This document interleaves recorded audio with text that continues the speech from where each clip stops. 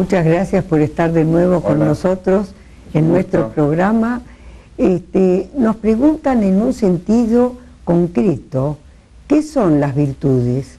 Porque parecería que si uno dice tal persona es virtuosa, debe ser un bicho raro, extraterrestre, que quién sabe de dónde viene, qué hace. Entonces, en el sentido cristiano, ¿qué son esencialmente las virtudes? Sí, cristiano y también en el sentido humano general, son una de las perfecciones más lindas, más hermosas que tiene una persona, un ser humano. Tal vez una manera de introducir el concepto sea esa experiencia que tenemos todos en la vida, por ejemplo, de una mamá que le dice al hijo, no corras, y el chico sigue corriendo, no hagas ruido, y sigue haciendo ruido. O en la escuela, la maestra que dice a los alumnos, pórtense bien, y siguen probablemente alborotando. Sobre todo ahora, espérate nomás. No. Y muchas veces la siguiente actividad es dirigirse a la inteligencia del chico y decirle, pero no entendiste. Y la respuesta del chico, si supiera razonar, sería, sí entendí, pero no puedo.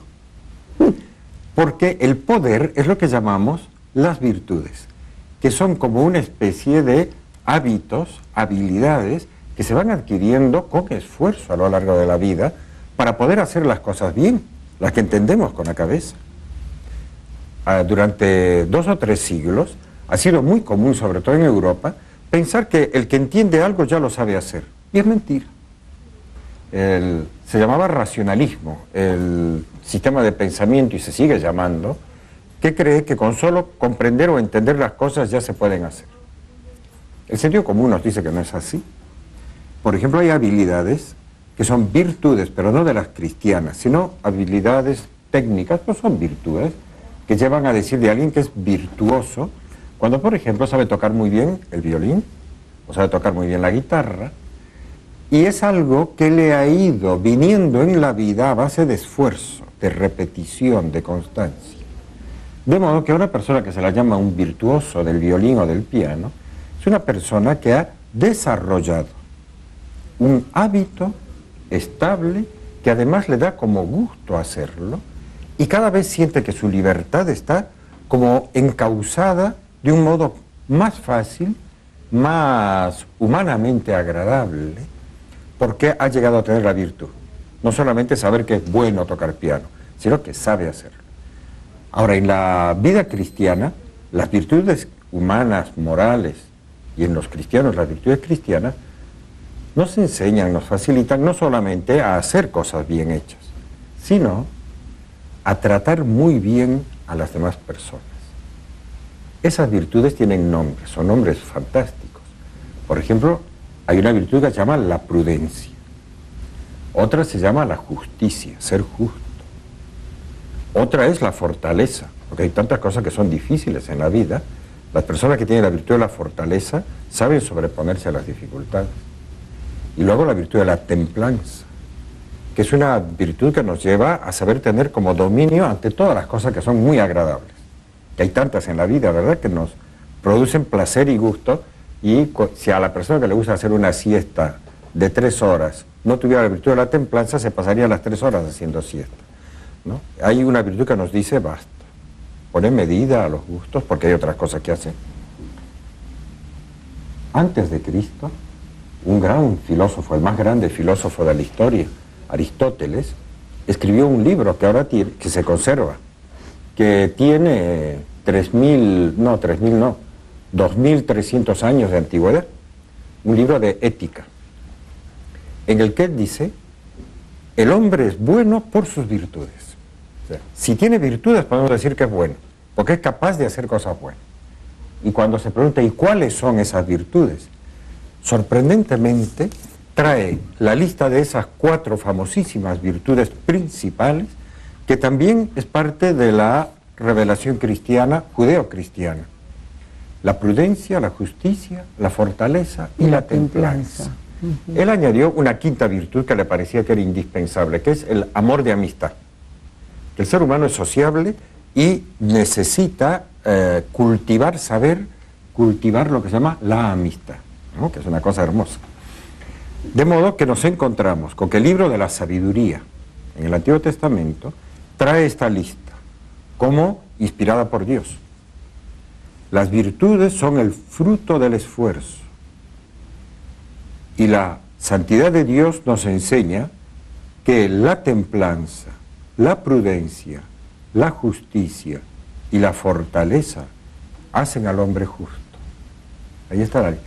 Y Aristóteles, en esta época en que se escribió el libro de la sabiduría, en Atenas, estaba escribiendo un libro de ética diciendo exactamente lo mismo, pero no por revelación divina, sino por entendimiento natural. Así que había llegado por otro camino. Por el camino de la luz natural.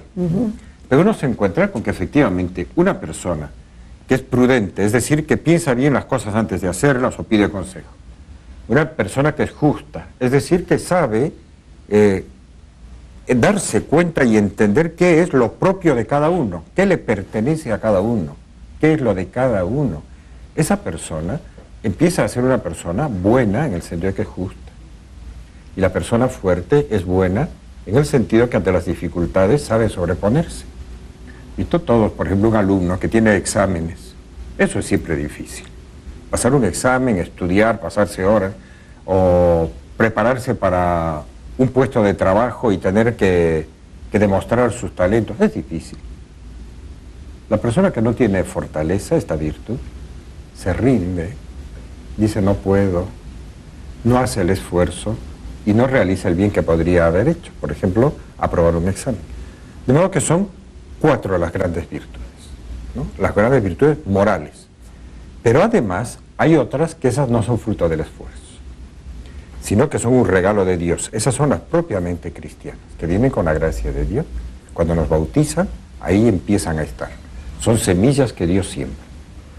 Las principales, que solo trae la Sagrada Escritura, el libro de la Epístola a los Corintios, que está escrita por San Pablo, dice que son 3 las virtudes principales. Las teologales. Las llamadas teologales, que son la fe, la esperanza y la caridad. Sobre esas 3 hablaremos en otra oportunidad, una por una, porque es muy importante tenerlas claras. Pero en esta clase o en esta ocasión, yo quería que de modo especial nos detuviéramos en las que son fruto del esfuerzo, las llamadas virtudes naturales o morales, las que nos interesan, y recordar que no toda virtud es virtud. A veces hay personas que parece que tienen virtudes, que se portan bien, pero en el fondo no las tienen, porque hay virtudes falsas. Algunas veces las personas se portan bien aparentemente solo por miedo, no por convicción. Entonces uno es honrado, no roba, pero por miedo a la policía, por miedo a que lo pesquen, ¿no? No debe ser de este país entonces. el no actuar por convicción hace que lo que aparentemente sea virtud no lo es. O sea que también tiene que estar por adentro el franco deseo de hacer el bien a otro, ¿no? Por convicción y por un conocimiento de que el ser humano merece que lo trate bien. No solamente actuar por interés, a veces se portan las personas por miedo nada más, ¿verdad? Es muy común en el colegio, en la universidad, el dar la impresión de ser disciplinado, de ser ordenado, pero en el fondo lo que pueden tener es miedo a aplazarse, no amor a saber. Y también es una virtud pequeñita, aunque ya empieza a tener algo de virtud, trabajar, hacer las cosas muy bien, pero simplemente porque con eso me gano la vida. Entonces ya tengo algo de interés. Pero es virtud de verdad, trabajar bien, porque eso yo lo hago cada vez con más gusto personal. Para un cristiano además es pensar, Dios me está viendo ver hacerlo así, y entonces termino tratando de hacerlo con mucha perfección. De modo que una persona virtuosa hace las cosas bien, todo lo que el ser humano puede hacer para hacer bien a otro, por convicción, por amor al otro, por quererle hacer bien. Ahora, Aristóteles añadió una cosa que es interesante tenerlo presente. Decía, ya es un refrán, fíjese que es antiguo, decía, una golondrina no hace el verano. Es muy conocida. ¿Verdad? ¿Sí? Bueno, pues viene desde hace miles de años. Con lo que quería decir, una sola de las virtudes no hace a una persona buena. Es más, puede volverla rarísima y medio loca. Por ejemplo, una persona que solo se especializa en ser justa y nada más, ¿no? Y lo que le interesa sea la justicia. Esto es tuyo, esto te pertenece, esto no pertenece, tanto te toca, y nada más que la justicia. Pero de un modo imprudente, que no sabe tratar con amistad a las personas, con cordialidad, que no sabe de ser fuerte o templado en el modo de decir las cosas. Es una persona que no se la puede llamar buena. Simplemente es una persona que la podríamos llamar maniática de la justicia, ¿no? Pero Aristóteles diría, hacen falta todas las golondrinas para hacer un verano. Es decir, todas las virtudes. No solo estas 4 que son las principales, sino tantas otras que son, digamos, las que le dan un rostro humano a la conducta de cada día, en la vida de familia o en el trabajo. Para los cristianos, el modelo, porque no sé, pero todo esto es como teórico. ¿Dónde encuentro yo ejemplos que me ayuden a ver cómo hay que ser virtuoso? En personas concretas. En la vida cristiana, en lo que nosotros llamamos los santos. Muy especialmente para quienes conocemos la Sagrada Escritura, Jesucristo, que hay que conocerlo. En las habilidades prácticas de cada día, en los que son excelentes. Por ejemplo, el otro día estaba hablando con un chico que viene de un país báltico, que de Argentina lo único que conocen es Maradona. Y me decía que les enseñaban a jugar al fútbol pasándoles pequeños videos de jugadas buenísimas de Maradona, ¿no? Los chicos aprenden, quieren hacer la gambeta, quieren hacer los pases, pegar el cabezazo, como lo que ven que hacía Maradona en sus momentos de mayor perfección, digamos. Las virtudes se aprenden con modelos, ¿verdad? Las que son puramente así técnicas, como a la gente le gusta ver cuando Tiger Woods juega al golf. Por imitación, entonces. Se imita, se ve, ¿no? Y en las virtudes morales, las que nos llevan a relacionarnos con los hombres, lo que nos gusta es ver gente virtuosa. De ellos aprendemos. Los mejorcitos, que son muchas veces laicos, casados, casadas, que la Iglesia ha declarado santos, esos hay que conocerlos, porque uno aprende de ellos tantas cosas de cómo hay que vivir. Yo recuerdo todavía la impresión que me hizo leer la vida de San Maximiliano Kolbe, un santo franciscano que murió en el campo de concentración de Auschwitz, de un modo cruelísimo, porque uno de los tantos presos que tenían en ese campo de concentración, que era un hombre judío, padre de familia, había robado para comer, y cuando el jefe del campo de concentración se dio cuenta que alguien había robado comida, quiso investigar quién era. Claro, nadie quiso decir fui yo.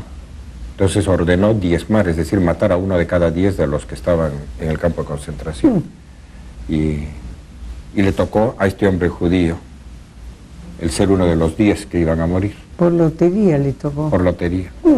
Y el padre Maximiliano Kolbe dijo no, a él espera su familia, me ofrezco por él.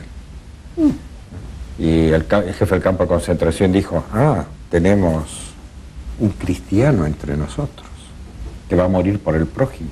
Y le dijo, morirás de hambre. Y le hizo hacer una especie de choza en medio del campo y tardó muchos días en morir. No se moría. Pero terminaba, primero rezaba, cuando se fue quedando sin fuerzas empezó a cantar y después en silencio, perdonando y rezando. Pero los cristianos de nuestros santos aprendemos hasta dónde puede llegar el amor cristiano, y así en cada virtud, ¿no? Claro. De personas que son modelos o ejemplos. Es tan bueno conocer vidas de gente ejemplar y virtuosa. Así no es todo teoría. Y porque dan ánimo también para poder superar las dificultades y decir, bueno, si otros han podido, aunque yo no pretenda tener semejante tamaño, pero por lo menos algo. Sí, con esfuerzo. La virtud exige esfuerzo y da facilidad. Y después da alegría de poderlo hacer con facilidad. Está muy bien. Bueno. Hagamos un pequeño paréntesis entonces. ¿Cómo no? Y volvemos.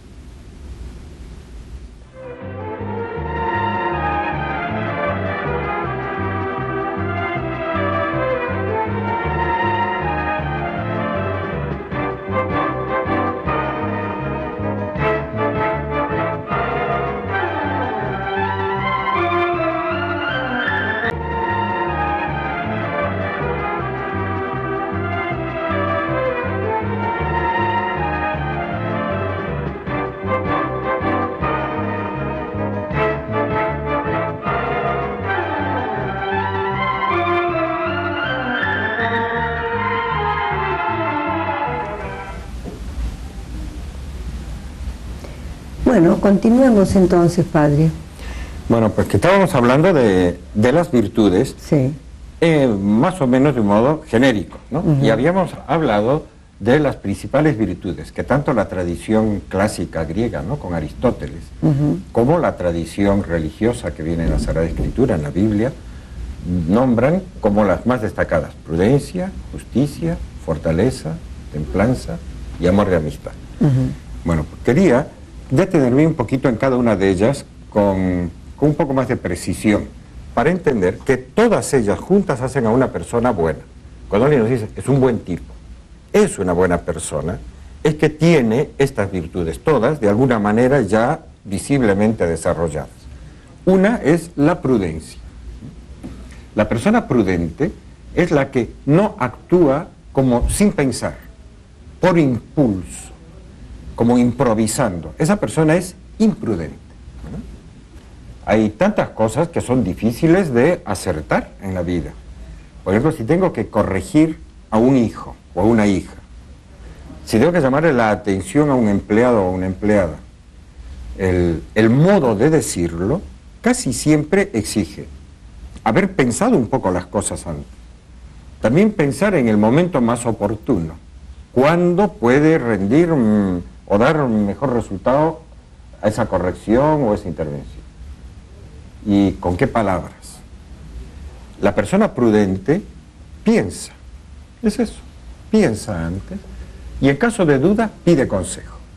¿Verdad? Las personas imprudentes son autosuficientes, se consideran, jamás piden consejo, jamás averiguan, no leen, podrían ir a internet, buscar donde sea, en Wikipedia, algo, a ver cómo es este. No buscan, no investigan, no se fijan en nada, ni en lo más elemental. Tampoco se detienen a reflexionar en el daño o no que pueden causar. La virtud de la prudencia hace una persona buena, porque va resolviendo los problemas con inteligencia, con delicadeza, además con fuerza. Pero solo ser prudente no alcanza. La otra gran virtud es ser justos.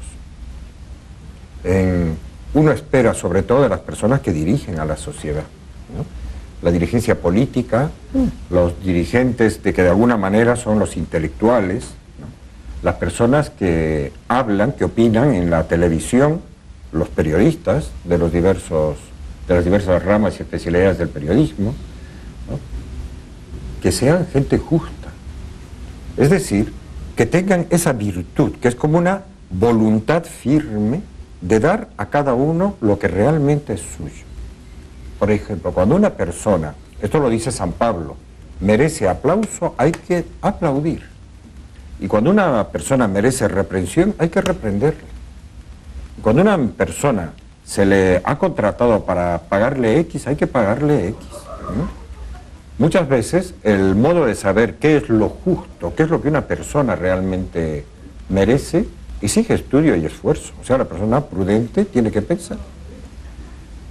Hay señoras que yo conozco que a veces contratan a su personal de servicio de palabra y les dicen, te voy a pagar 1.000 por mes.